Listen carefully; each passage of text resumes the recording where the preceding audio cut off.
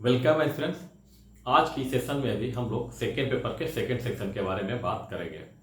और आज second paper के सेकेंड सेक्शन की इकोनॉमी ज्योग्राफी जो हमारा सेक्शन है उसमें एक अति महत्वपूर्ण जो कि बीपीएससी के द्वारा पूछे जाने वाला सर्वाधिक पुनरावृत्ति जिसकी रिपीटेशन बहुत अधिक है उसमें से एक प्रश्न है।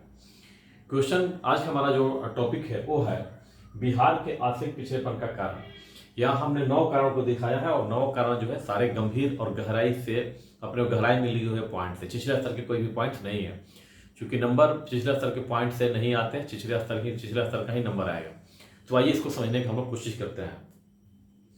पहला पॉइंट है बिहार का आर्थिक पिछड़ेपन का कारण जो है सन 1912 ईस्वी से सन 1912 ईस्वी के पूर्व तक 12 ईस्वी के पूर्व तक बिहार का बंगाल के अधीन रहना।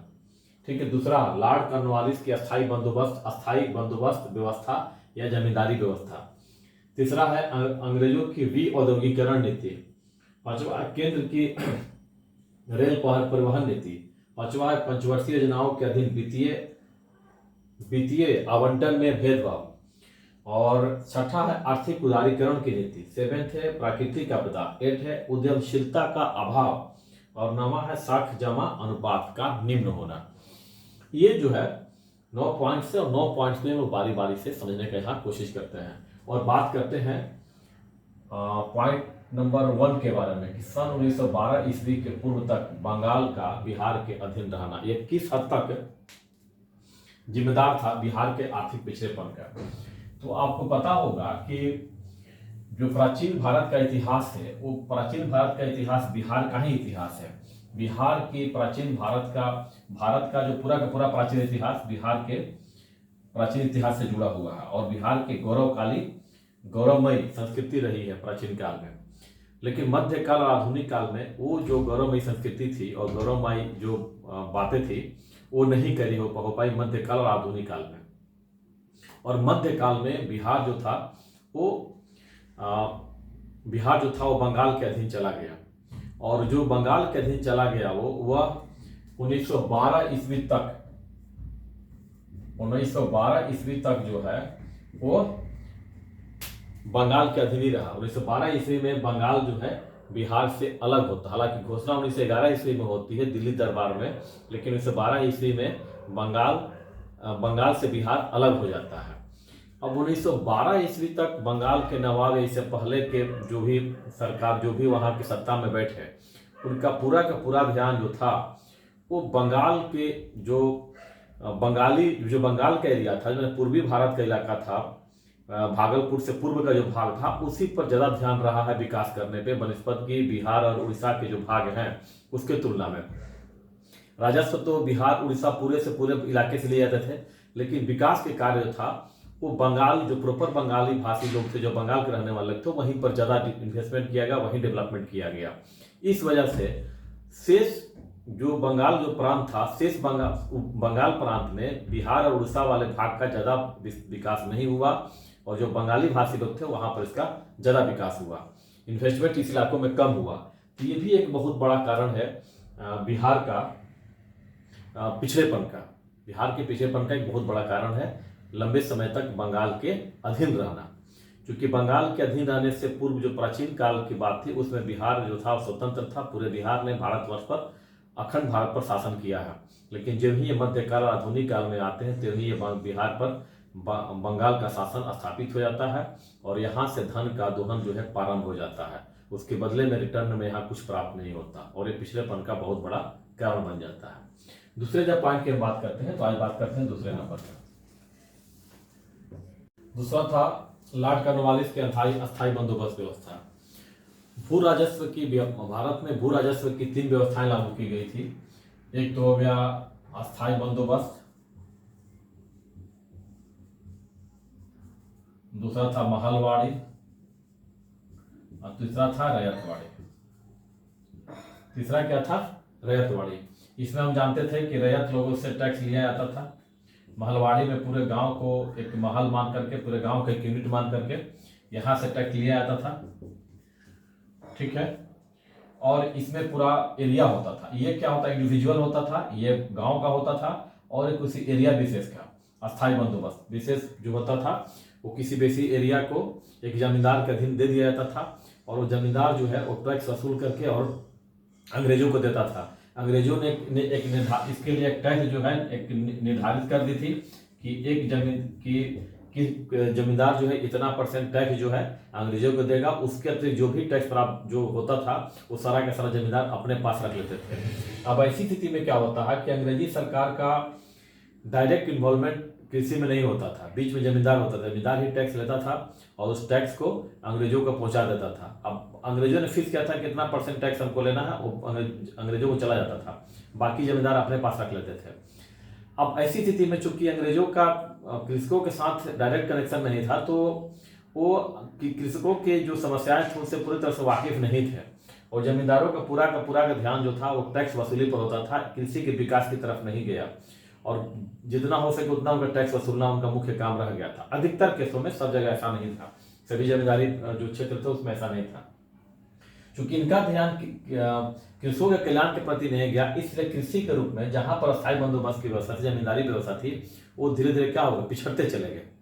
कृषि में कोई इन्वेस्टमेंट नहीं किया गया और इस वजह से अस्थायी बंदोबस्त की व्यवस्था होने से कृषि के प्रति रुचि नहीं होने के जमींदार और अंग्रेज दोनों का ये पूरा का पूरा इलाका जो था वो कृषि के क्षेत्र में पिछड़ गया और जब कोई क्षेत्र कृषि के क्षेत्र में पिछड़ जाता है तो उद्योग के संदर्भ में भी अपने आप को पिछड़ता चला जाता है। और यह व्यवस्था जो था बंगाल, बिहार और उड़ीसा में लागू की गई थी। कहाँ पर किया गया था? बंगाल, बिहार एवं उड़ीसा। और ये बंगाल प्रांत के अधीन पहले बिहार और उड़ीसा थे ही, तो बंगाल में लागू किया, स्वतः बिहार और उड़ीसा में अपने आप ये लागू हो गया था। तो दूसरा कौन सा था? लॉर्ड कॉर्नवालिस की अस्थायी बंदोबस्त की व्यवस्था, जिसके द्वारा ब्रिटिश सरकार का कृषकों के प्रति प्रत्यक्ष संबंध नहीं था, इसलिए कृषकों की समस्याओं को समझ नहीं पाए। बीच में जमींदार थे, जमींदारों ने कृषकों के कल्याण के प्रति, उनकी समस्याओं के प्रति बहुत गंभीरता से नहीं विचार किया। वो उनसे टैक्स लेना काम था और टैक्स लेकर अंग्रेजों को पहुंचा देते थे और निर्धारित टैक्स के बाद जो शेष बचता था वो जमींदार अपने पास रख लेते थे और इस स्थिति में अधिकतम टैक्स वसूली की प्रयास करते थे, क्योंकि एक निर्धारित टैक्स ही अंग्रेजों को देना होता था, बाकी उनके खजाने में चला जाता था और उन्होंने कृषि के कल्याण के लिए कोई विशेष काम नहीं किया। इस वजह से यह क्षेत्र निरंतर जो है पिछड़ता चला गया। तीसरा जो था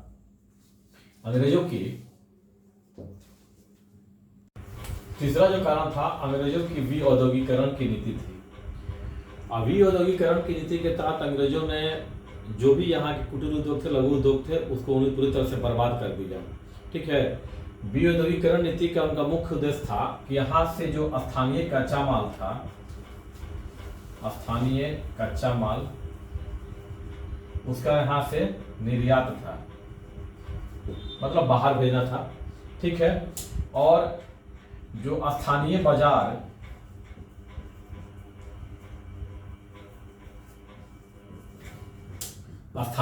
में क्या था? तैयार माल को बेचना था।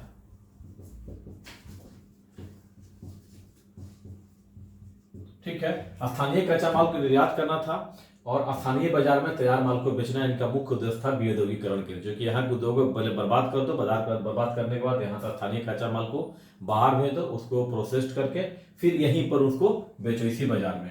इसी के लिए जो भी वर्तमान समय में हमें रेल नेटवर्क या सड़क मार्ग दिखाई देते हैं, खासतौर पर रेल मार्ग जो है विकास किया गया, इसी के दोहन के लिए क्या किया गया? यहाँ के जो संसाधन थे उसी के दोहन के लिए रेल नेटवर्क का निर्माण किया गया था और रेल नेटवर्क के निर्माण के परिणाम स्वरूप दोहन में और जो तीव्रता आई, एक तो तेजी से स्थानीय कच्चा माल का निर्यात भी हुआ और तैयार माल का बहुत तेजी से उधर से आयात हुआ और दूर दूर तक इसका प्रसार किया गया, जिसकी वजह से, और ये तैयार माल सस्ते भी होते थे। स्थानीय जो कुटीर उद्योग, लघु उद्योग उत्पन्न किया जाते वस्त्र, जो वस्तु उत्पन्न की तो महंगी भी होती थी, इसकी तुलना में पूरा का पूरा यहाँ का स्थानीय उद्योग धंधे क्या हो गया? पूरी तरह से चौपट हो गया। ठीक है, अब चौथा जो कारण था हमारा, चौथा पॉइंट था केंद्र की रेल परिवहन नीति। रेल परिवहन नीति बिहार जैसे संसाधन संपन्न पूर्व बिहार, जो बात कर रहे हैं बिहार जैसे राज्यों, जो राज्य संसाधन संपन्न थे, उनके पिछड़ेपन का एक बहुत बड़ा कारण यह था। क्यों ऐसा था? केंद्र की रेल परिवहन नीति में क्या था कि 1952 में एक नीति आई थी, भाड़ा सामान्यीकरण नीति। भाड़ा सामान्यीकरण, ठीक है। भाड़ा सामान्यीकरण नीति, ये नीति को लाए थे तत्कालीन वाणिज्य मंत्री थे टीटी कृष्णमाचारी। उन्होंने इसको लाया था, टीटी कृष्णमाचारी, टीटी कृष्णमाचारी, ठीक है। इन्होंने इस नीति को लाया था। समान भाड़ाकरण नीति ने ही बिहार जैसे राज्यों को पिछड़े राज्यों के दर्जा में शामिल कर दिया, संसाधन संपन्न होते हुए भी, खनिज संसाधन में संपन्न होते हुए भी। इस नीति में क्या था, इसको समझने की जरूरत है।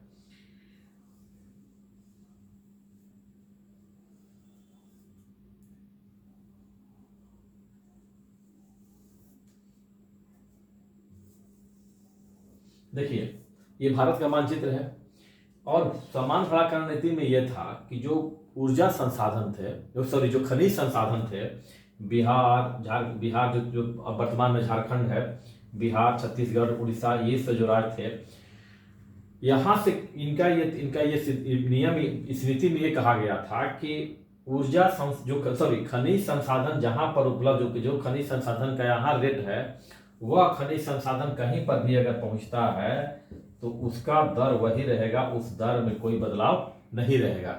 अगर जो एक टन लौह अयस्क का कीमत अगर 10 करोड़ रुपया अगर है, यहाँ पर बिहार, झारखंड, छत्तीसगढ़ में 10 करोड़ रुपया है एक टन लौह अयस्क का, तो वही एक टन लौह अयस्क आपको तमिलनाडु या केरला में भी, तमिलनाडु और केरला में भी उसी दर पर उपलब्ध होगा। जो यहाँ पर कच्चे माल का दाम है, वही कच्चा माल पूरे भारतवर्ष में कहीं पर भी वही रहेगा। इसी को कहा गया समान भाड़ाकरण नीति। ऐसी स्थिति में, इस स्थिति में सरकार ने परिवहन सब्सिडी प्रदान की, ठीक है। तो ये तो खनिज संसाधन के मामले में हुआ और इसके परिणाम, इसी के कारण ये था कि यहाँ खनिज संसाधनों के, यहाँ से खनिज संसाधनों को तमिलनाडु, कर्नाटक जैसे राज्यों में लाया गया और वहां पर औद्योगिक गतिविधियों को तीव्र किया गया। लेकिन जहां ये संसाधन उपलब्ध थे, वहां पर इसके लिए विशेष व्यवस्था नहीं की गई कि यही स्थानीय संसाधन को स्थानीय स्तर पर उपयोग किया जाए।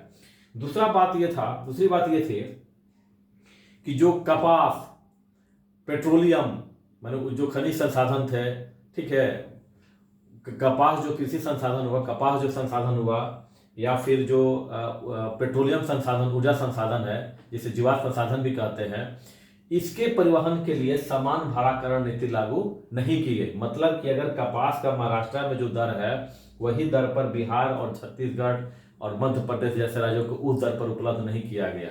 उसमें क्या किया कि जो यहाँ पे दर था, उसमें भाड़ा को, आपको किराया को, जो भी परिवहन लागत थी, उसको ऐड करना पड़ता था। तो क्या होता, उसकी कीमत बढ़ जाती थी। ऐसी स्थिति में फिर पेट्रोलियम अगर गुजरात से ले जाते हैं यहाँ पर, तो पेट्रोलियम की भी कीमत में भी क्या होती, बढ़ जाती है, क्योंकि उसमें हमने कोई सब्सिडी प्रदान नहीं की, लेकिन हमने वही खनिज संसाधन में प्राप्त की, जो पूर्वी भारत में जो संसाधन प्राप्त थे, उन संसाधनों पर समान भाड़ाकरण नीति लागू की गई। लेकिन शेष भारत में जो कपास के मामले में, पेट्रोलियम के मामले में रिच थे, उस पर समान भाड़ाकरण नीति लागू नहीं की गई।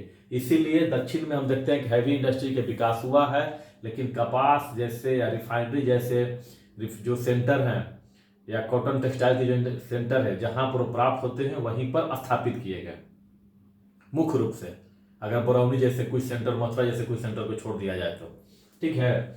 तो ये था हमारा बिहार के आर्थिक पिछड़ेपन का एक बहुत बड़ा कारण था केंद्र की रेल परिवहन नीति।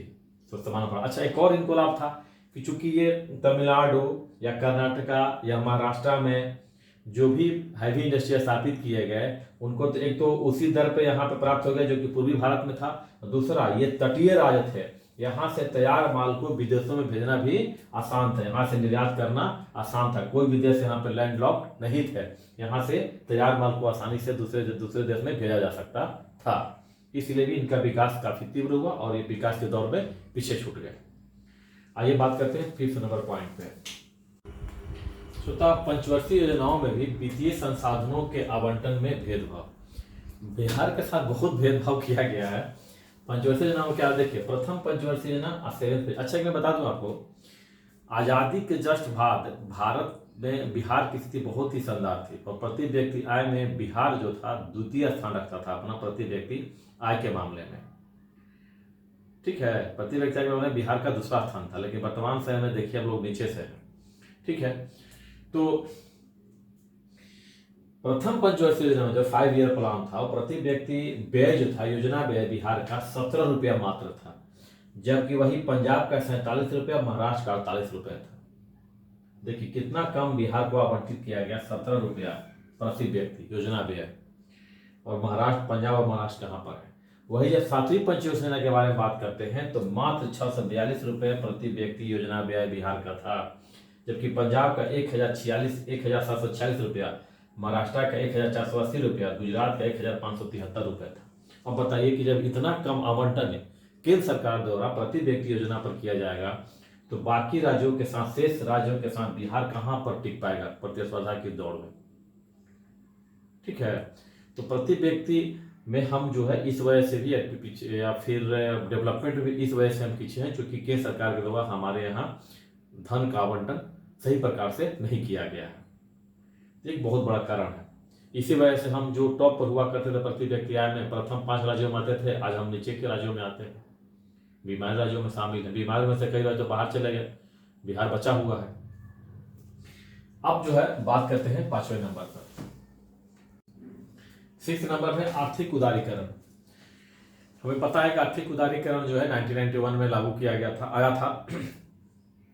और आर्थिक उदारीकरण का एक मुख्य उद्देश्य यह था कि इन्वेस्टमेंट, निवेश उसी सेक्टर तथा उसी क्षेत्र में, एरिया, उसी सेक्टर अथवा उसी एरिया, सेक्टर का मतलब है प्राइमरी, सेकेंडरी, टर्शियरी, ठीक है, और एरिया का मतलब होता है रीजन, मतलब कि रीजन किसी प्रदेश के बारे में, तो उसी सेक्टर में किया जाएगा जहां पर कि अब निवेश की जरूरत है। मतलब कि जो भी सिक इंडस्ट्रीज है उसमें पैसे को लगाया जाएगा कि इंडस्ट्री का पूरी तरह से रिजुविनेशन हो पाए। ठीक है, ये एक उद्देश्य था।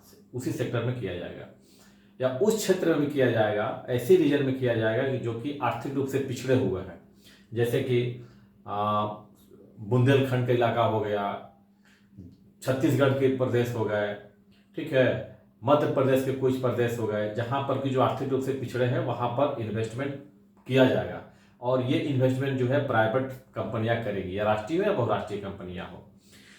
लेकिन देखा यह गया है आर्थिक उदारीकरण नीति के बाद कि जो हमारा उद्देश्य था फुलफिल नहीं हो पाया। पैसा तो आया है, इन्वेस्टमेंट हुआ है, लेकिन हमने कहा कि जिस सेक्टर को टारगेट करेंगे जो कि जहां इन्वेस्टमेंट की कमी है या नहीं हो पा रहा है, या उस क्षेत्र में करेंगे जहां पर कि अभी तक वो पिछड़े हुए थे आर्थिक रूप से, वहां करेंगे, उसको तो फुलफिल नहीं कर पाया है, फुलफिल नहीं हो पाया है, लेकिन निवेश हुआ है। तो चूंकि जिस एरिया में करना था वहां पर निवेश नहीं हुआ है, जो पहले से इंडस्ट्रियली औद्योगिक रूप से जो पहले से आगे थे उन्हीं राज्यों में निवेश हुआ है।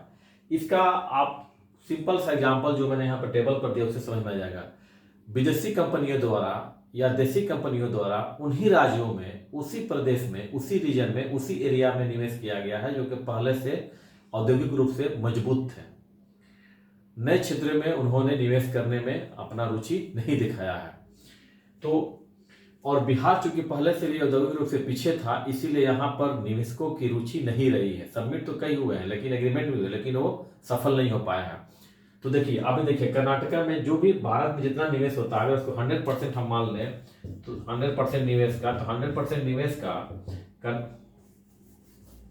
निवेश को अगर 100% माल अगर करें हम जितना हुआ तो उसका 37.55% सिर्फ जो है FDI कर्नाटका में आया होगा। ठीक है, कर्नाटका पहले से भी औद्योगिक रूप से आगे है। महाराष्ट्र में 26.66% है। ये फाइनेंशियल ईयर 21-22 का डाटा है। ठीक है, एक साल पीछे से कोई दिक्कत नहीं है। ठीक है, दिल्ली का 19.33% का FDI हुआ है दिल्ली में, हरियाणा में 4.6% हुआ है। तो आप इससे अंदाजा लगा सकते हैं कि उसी क्षेत्रों में है जहां पर कि पहले से डेवलपमेंट हुआ है। अब दिल्ली में आपको ज्यादा दिख रहा है, दिल्ली में दिख रहा है, ऐसा नहीं कि हैवी इंडस्ट्री में या हैवी सेक्टर में हुआ, ये फूडलूज इंडस्ट्री में ज्यादा हुआ है। ठीक है, FMCG में ज्यादा यहाँ पर निवेश हुआ है। तो कुल मिलाकर कहने का मतलब ये है कि जो औद्योगिक, जो आर्थिक उदारीकरण नीति लागू हुई हमारे यहाँ, उस आर्थिक उदारीकरण नीति का भी लाभ बिहार को नहीं मिल पाया है।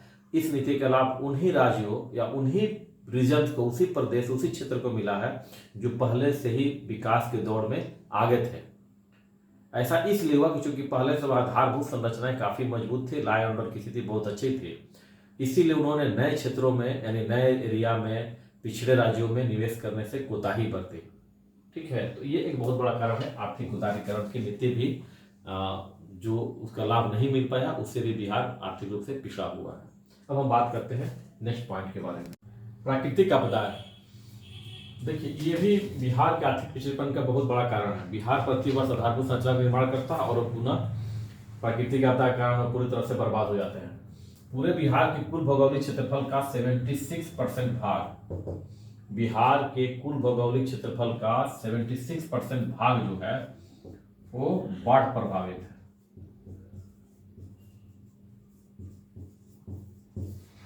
ठीक है, 76% भाग क्या है? बाढ़ प्रभावित है। अब बिहार सरकार के द्वारा प्रति वर्ष उत्तर बिहार में, खासकर उत्तरी बिहार में ही यह है, दक्षिण बिहार में भी है 76% भाग, इसका मतलब कि दक्षिण बिहार में है ही, तो 76% भाग जो है बाढ़ प्रभावित है, लेकिन उत्तर बिहार प्रमुख रूप से है। बिहार सरकार के द्वारा प्रतिवर्ष उत्तरी बिहार में सड़क का निर्माण किया जाता है और केंद्र सरकार के द्वारा रेलवे की मरम्मत की जाती है और पुनः नेक्स्ट ईयर जो है बाढ़ के समय में पूरे के पूरे बर्बाद हो जाते हैं, तहस नहस हो जाते हैं। सरकार चाह कर भी जो काफी मजबूत सड़क मार्ग का निर्माण नहीं कर सकती है। क्यों? क्योंकि उत्तर बिहार की मृदा जो है वो जलोढ़ मृदा है। कैसी है? जलोढ़ मृदा है। और जलोढ़ मृदा है तो ये मृदा जो है असंगठित होती है, अनकंसोलिडेटेड होती है। कैसी होती है? असंगठित होती है, असंगठित होती है। जब ये मृदा असंगठित होती है तो ऐसी मृदा पर सड़क मार्ग का निर्माण अगर करते हैं तो सड़क मार्ग काफी मजबूत नहीं होता, क्योंकि इसमें फ्लेक्सिबिलिटी होती है। जब हैवी ट्रक इस पे जो गुजरते हैं इस पर से, तो ये क्या होते हैं, वो इनमें टूट जाते हैं, सड़क में क्रैक आ जाता है। और दूसरा कि अगर क्रैक आ गए, बाढ़ के पानी अगर आता है बनने के बाद, तो फिर क्या होता है, धीरे धीरे दरारें बढ़ती चली जाती है और सड़क मार्ग पूरी तरह से बर्बाद हो जाता है। तो सरकार चाह कर भी यहाँ पर बहुत मजबूत सड़क मार्ग का निर्माण नहीं कर सकती है। ये तभी हो सकता है जब सड़क मार्ग के ऊपरी लेयर को बनाने से पहले काफी गहराई तक मृदा खुदाई की जाए और वहां पर कंसोलिडेटेड संगठित चट्टानों से उसको भरा जाए, उसके बाद सड़क का निर्माण किया, तभी ऐसा संभव हो सकता है। ठीक है, तो असंगठित मृदा यानी जलोढ़ मृदा की प्रधानता और इन मृदाओं पर सड़क निर्माण का निर्माण और बाढ़ का प्रभाव के कारण जो है प्रतिवर्ष बहुत बड़ा राशि जो है इनके मरम्मत पर निर्माण पर चला जाता है, खजाना खाली हो जाता है, जिसकी वजह से बिहार जो है डेवलपमेंट के अन्य कार्यों पर पूरा राशि खर्च नहीं कर पाता है, जिससे भी बिहार क्या है, आर्थिक रूप से पिछड़ेपन का शिकार है। विकास दर अधिक होने के बाद भी हम लोग पिछड़े हुए अभी भी हैं। ठीक है, अब हम बात करते हैं 8वें नंबर की।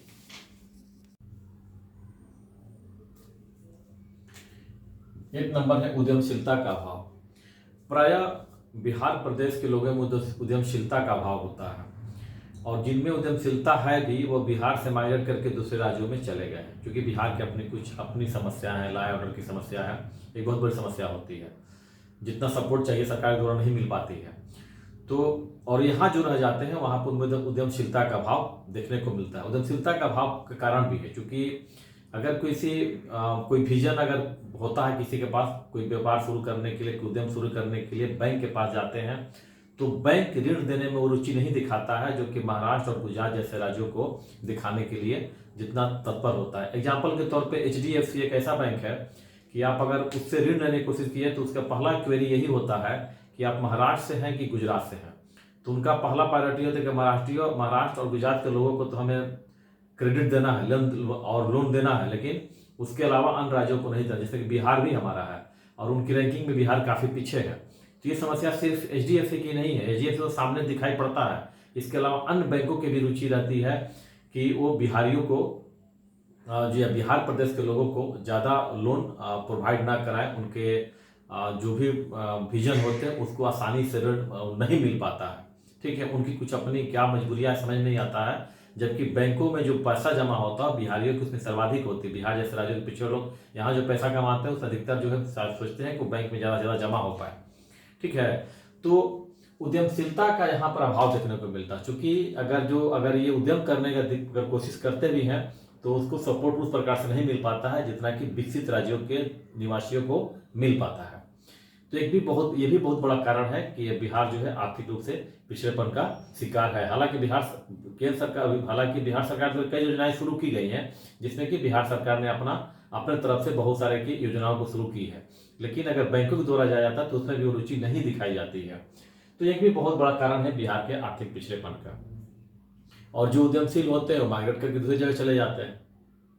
ठीक है, तो ये थे बिहार के आर्थिक पिछड़ेपन के कारण।